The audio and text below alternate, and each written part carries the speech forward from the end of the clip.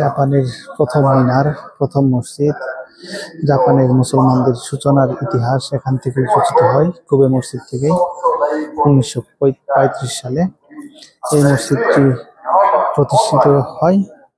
এখান থেকে মূলত মুসলমানদের দাওয়াতি কার্যক্রম শুরু হয়।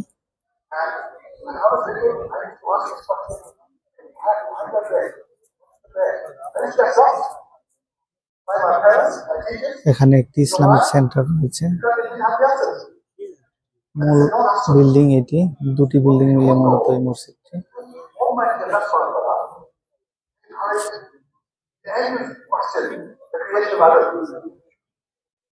আজ শুক্রবার, জুমার নামাজের দিন, পুরো মুসল্লিতে ভরপুর।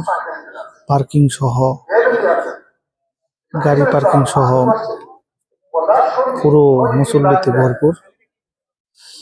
সবাই নামাজের জন্য এসেছে। মহিলাদের স্থান এই বিল্ডিং এর দোতলা এবং তিনতলায়।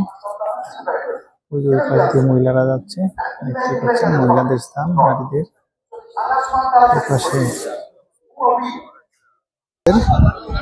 আপনারা দেখতে পাচ্ছেন। জুমার নামাজ শেষ করে আমি এই মুহূর্তে মসজিদ থেকে বের হলাম। এটি জাপানের সবচেয়ে পুরাতন এবং প্রথম মসজিদ, কুবে মসজিদ। রৌদ্র উজ্জ্বল আবহাওয়া। জুমার নামাজ শেষ করে এই মুহূর্তে বের হয়েছি। মসজিদের চারপাশেই এখন মুসল্লিরা বের হয়ে তারা কুশল বিনিময় করছে,